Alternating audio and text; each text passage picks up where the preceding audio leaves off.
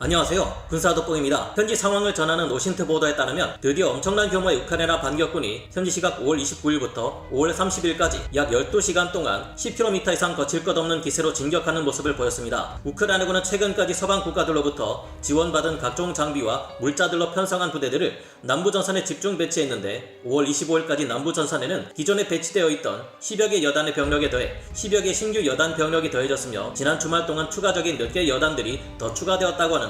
이로 보아 남부 전선에서는 현재 최소 20여 개 이상의 여단 규모의 병력 수로는 5만 명에서 6만 명 이상이 될 것으로 보이는 대규모 우크라이나 공세부대가 반격을 가하고 있으며 이와 함께 돈바스 북부 지역인 하르키오에서도 우크라이나군의 공세가 이어지고 있는 것으로 보입니다. 그야말로 리만, 세베로도네츠크, 포파나야 방면의 우크라이나군 방어부대를 정면에 내세우고 북쪽과 남쪽을 크게 돌아 러시아군의 후방 보급로를 공격하는 대규모 망치와 모루 전술의 전형적인 형태를 띠고 있는 것이 우크라이나군의 현재 작전인데요. 이 같은 공세가 가능한 이유는 무엇보다 희생양이 되어 싸우고 있는 우크라이나 방어부대의 역할 덕분입니다. 그동안 러시아군이 우크라이나 루안스크주에서 마지막으로 남아있던 리만, 세베르도네츠크, 포파나야를 잇는 삼각지대에서 큰 위기에 빠져 있었지만 다행히 이 지역들이 모두 무너지지 않았고 이 덕분에 우크라이나군의 전력이 180도 달라지고 있습니다. 지난 시간에 말씀드린 것처럼 우크라이나군은 현재 루안스크의 마지막 남은 삼각지대에서 부족한 병력으로 압도적인 물량과 화력으로 치고 들어오는 러시아군의 공세를 막기 버거운 매우 위험한 상태에 있었습니다. 리만의 남쪽 지역까지 밀고 내려온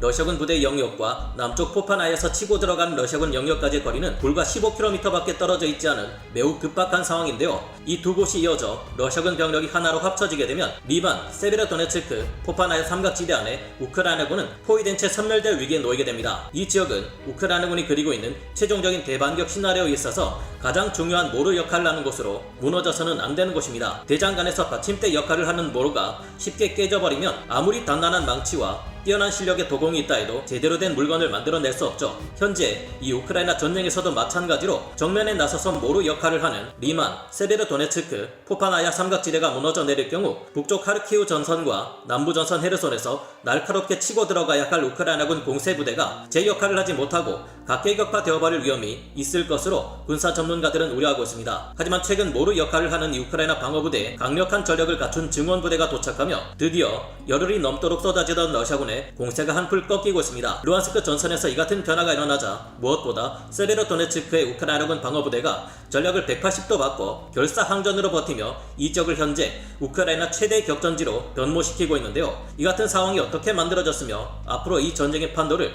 갈라놓을 수 있는 세베르도네츠크 전투의 향방이 어떤 상황에 놓여 있는지 알아보겠습니다. 전문가는 아니지만 해당 분야의 정보를 조사 정리했습니다. 본의 아니게 틀린 부분이 있을 수 있다는 점 양해해 주시면 감사하겠습니다. 현지 시각 5월 30일 미국의 전쟁연구소 ISW, 우크라이나군 총참모부, 러시아군 전황 브리핑 모두를 참고해 볼 때 현재 러시아가 가장 치열한 공세를 퍼붓고 있는 리만, 세베르도네츠크, 포파나야 방면에 우크라이나군 2개 여단이 추가로 투입되었다는 사실을 알 수 있습니다. 그리고 이로 인해 이 지역이 그토록 쉴 새 없이 몰아치던 러시아군의 대대적인 공세가 교착 상태에 빠졌다고 하는데요. 이 지역은 당초 우크라이나군의 제24기계호 여단과 제57기계호 여단이 힘겹게 무수히 많은 러시아군 부대의 화력 공세를 막아내고 있었지만 이제 이곳에 우크라이나군의 제14기계호 여단과 제80공중강습 여단이 추가 투입되어 위기에 빠져있던 부대들에게 큰 도움이 되고 있습니다.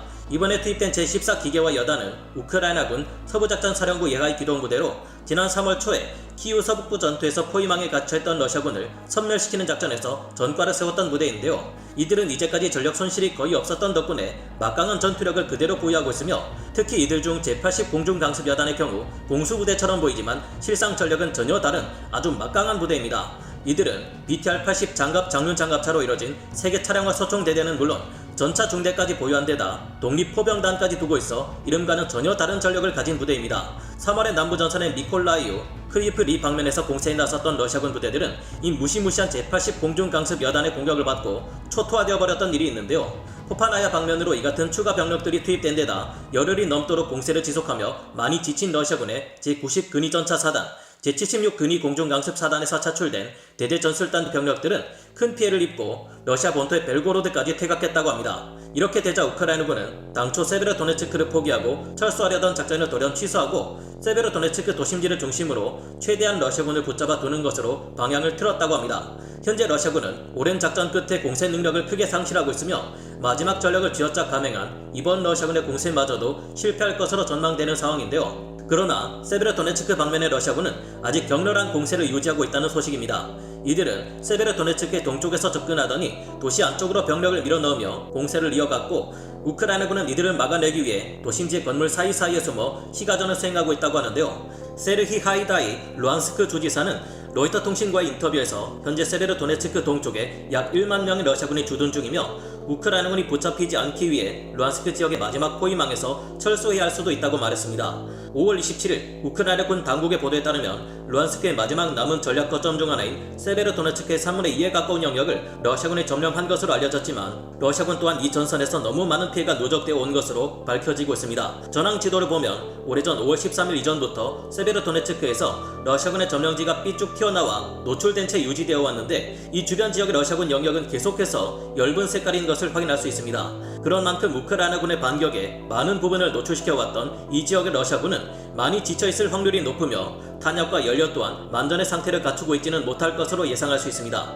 이 점은 세베로도네츠크를 지켜야 하는 우크라이나군에게는 희소식이라 볼 수 있겠는데요. 이 러시아군 부대들은 최근 세베로도네츠크의 동쪽을 뚫고 들어와 요새화된 건물을 방어벽으로 버티는 우크라이나 방어부대들과 시가전 전투에 들어간 상황입니다. 아직 리만과 세베로도네츠크, 포파나야를 각곡지점으로 하는 우크라이나군 방어지역 중 최근 러시아군이 리만을 점령하기는 했지만, 아직 이 지역에 대한 포위망이 제대로 갖춰졌다고 볼 수는 없는 상황이며, 세베로도네츠크를 사수하는 우크라이나군의 전력이 무엇보다 만만치 않습니다. 이 지역에는 우크라이나군 제115 영토방위여단과 함께 우크라이나군 최강의 제17전차 여단이 버티며 세베로도네츠크 동쪽에서 몰려오는 러시아군 부대들을 격파하고 있는데요. 그러나 현재 러시아군은 이지움 지역의 공세를 포기하는 대신 세베로도네츠크 방면을 향한 공세에 더욱 힘을 주고 있는 것으로 분석되며, 앞으로 이 지역은 최악의 전장이 될 것으로 보이는데요.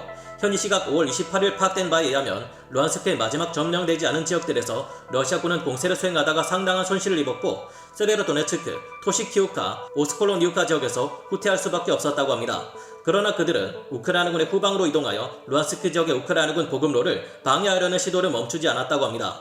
지난주에만 해도 세베로도네츠크에서 방어진지를 구축하고 있던 우크라이나군의 5개 여단은 이 지역에 몰려온 러시아군의 20여 개 대대 전술단 병력을 상대하기 어려운 상태였는데, 우크라이나군의 기계화 여단 하나가 러시아군의 대대 전술단 2~3개 전력과 비슷한 수준이라는 것을 볼 때 최악의 경우 10대20 혹은 아무리 좋아도 15대20에 가까운 전력차가 나 있는 상황이었습니다. 일주일이 지나며 우크라이나군도 이 지역에 2개 여단을 추가로 증강시켰지만, 러시아군은 더욱 많은 병력을 투입해버렸습니다. 러시아군은 이 지역에 10개의 대대 전술단 전력을 추가로 투입했기에 단순 비교로 볼 때 14대30, 아무리 좋아도 19대30 정도로 전력의 격차가 나는 상태입니다. 물론 세베로도네츠크에서 오랫동안 전투를 수행하며 많이 약해진 러시아군의 전력이 만전의 상태를 취하고 있을 가능성은 낮고, 방어하는 쪽이 훨씬 유리한 시가전의 특성상 이것만으로 러시아군의 우위를 점칠 수는 없을 겁니다. 이 지역의 우크라이나군은 불리하기는 해도 아직 보급로도 확보한 상태에 있고요. 이 때문에 앞으로 최대 격전지가 될 세베로도네츠크에서 러시아가 마지막 남은 루안스크 영역을 가져갈 것인지, 우크라이나군이 끝내 러시아군의 공세를 막고 모루 역할을 잘 해내며 남부전선과 돈바스 북부 지역에서 밀고 들어가 러시아군을 둘러싸게 될지는 아직 좀 더 많은 시간이 흘러야 알 수 있을 겁니다. 우크라이나의 최종 승리를 위해서 반드시 무너지지 않아야 할 루안스크 삼각지대 우크라이나군이 약해져가는 러시아군의 공세를 마지막으로 잘 막아내고 부디 마리우폴과는 다른 결말을 가져다 주었으면 합니다. 오늘 군사 돋보기 여기서 마치고요. 다음 시간에 다시 돌아오겠습니다. 감사합니다. 영상을 재밌게 보셨다면 구독, 좋아요, 알림 설정 부탁드리겠습니다.